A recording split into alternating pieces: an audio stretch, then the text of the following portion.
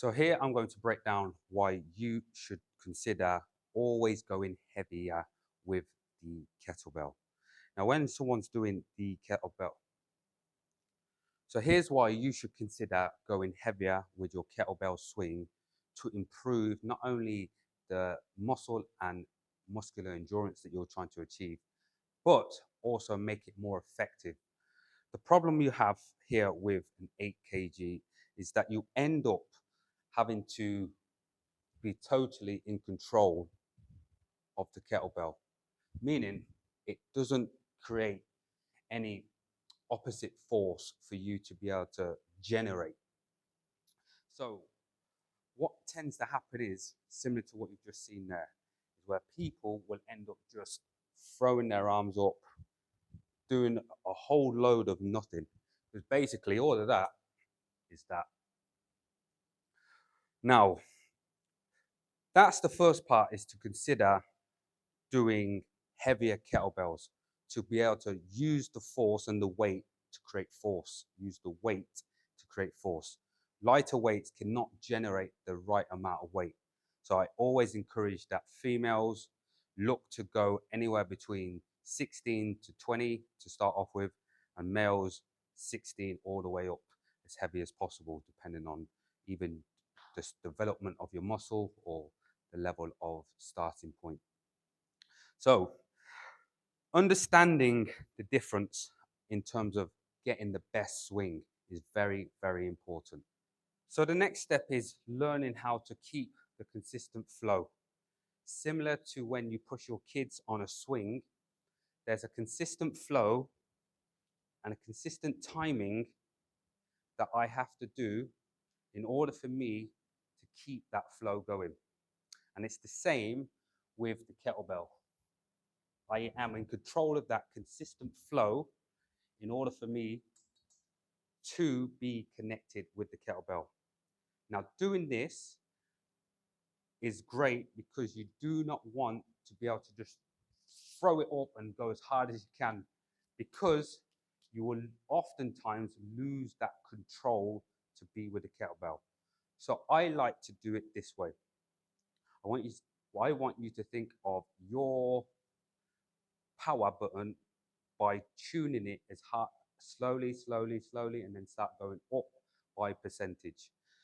So similar to this, 1%, 1%, and you're thinking about your hips popping at 1%. And then you start to go a little bit harder, pop the hips, pop the hips, pop the hips.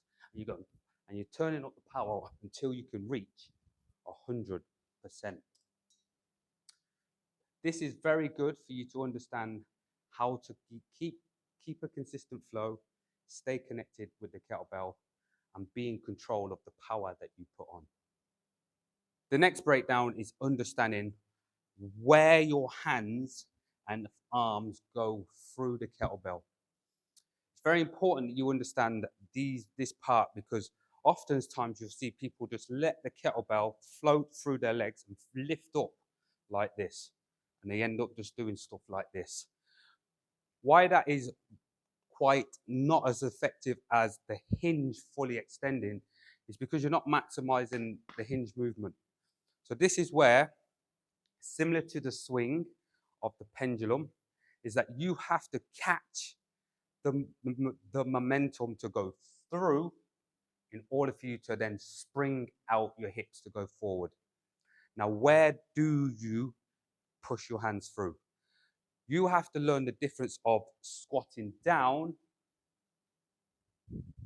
to hinging back.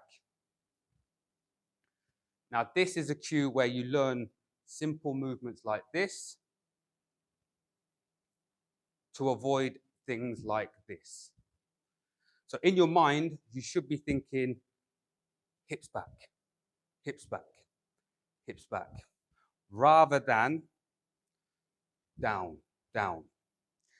So the entry point, so when it's gone up, I'll hold it with a lighter weight. So when it's going up, it should have an element of flow, and you wait till about 45 degrees, and this is when you start to hinge through. You want to be aiming that your forearms hit your thighs rather than you pushing your hands through and that's enough. Try and get your forearms to place weight onto your thighs, your mid thighs, to be able to, like an elastic band, spring off to power your hips forward. So again, go through the motion of reaching and then using your hips like a gun. As soon as your forearms hit your thighs, you can work on the power of your hips,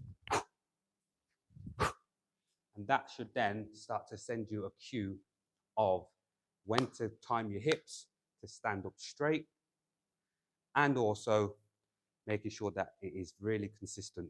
So we talked about how the hips have to load to create that elastic band. This is the part where you think about an elastic band coming down, and it's coming down 45 and stretch. Once your forearms have basically hit your inner thigh, that's when you let go to allow, or the other way, the power to send forward. It's very important that you finish when you extend, where your legs and hips and rib cage and head stand up rather than like this. We want to make sure that we extend to drive through the floor, to stand up, to pop the hips, to be ankle, knee, hip, rib cage, and head. Reason why I say head is because a lot of times people lead with their head and end up doing this. And then secondly, rib cage is important because it allows you to be aware of your core, to be able to hinge back and then keep everything directly above you, nice and straight. And the final one is you understanding how to let the kettlebell float. Now, this is a skill where you've got to learn how to give it a bit of float to be able to give yourself time to there. When you've popped it, you wait because it's floating there, and it's that nice area of dead hanging. It comes down, but I still stay tall. Comes to 45, hinge, pop, float, hinge, pop, float, hinge, pop, float, hinge, pop, float. For me, this is the most comprehensive kettlebell swing video I've done, and it's something that you should think about when incorporating kettlebell swings, because once you've broken down all these components, you should improve your swings very fast and see all the benefits that come with swings to set you up not only for increasing the weight, but moving on to more complex movements such as cleans, snatches, and anything to do with putting that kettlebell in your hands.